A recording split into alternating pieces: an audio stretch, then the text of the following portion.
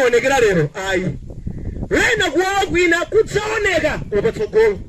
panopa ndi madolo kuti mwalangize sangamve chitsanzo anthu oledzera amaoneka mashasha kunja kuno mudati mwapita pakhomo pawo mukuone mbale zimamanyira mosiwa mukhoza pachisoni adadabwera ni bwangere lawo mukhoza pachisoni tiwana tawo tili mbunga tachita kukumba tiwana pansi koma iwo kuoyendako ndi madolo kwambiri zedi ndamwera zanga chokuputira chimayama kukutira kubafa ichi chili chachipani chidasusokasosoka nchimayama kukutira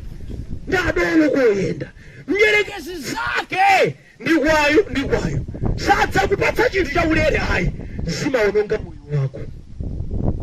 umaoneka dolo kuoyenda kuno wantu kukupatsa ulemu ukakhala mudziko muno uoneka ngati ukunjoya koma chachikulu udagulitsa ndi moyo wako pakufa pako ndi gahena chimene chitivuto abuso muti bwanji kuti nene kuti ine olanda muna wake nende kuti ilivu inde kaya mwanene varo zomwezo sumayerayi bamuna wana wake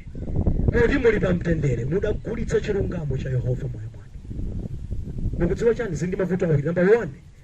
misonzi ya mkazi mzako uja nditsoka pa iwe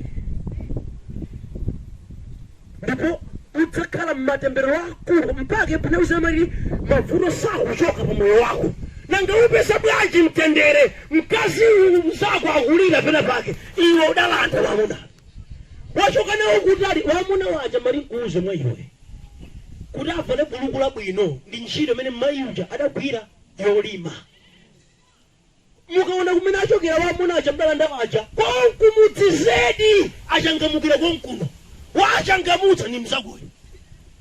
ndiye wayigwira ntchito yogalazagalaza iwo antenga ena anga wamuna mpira nkumaga tenga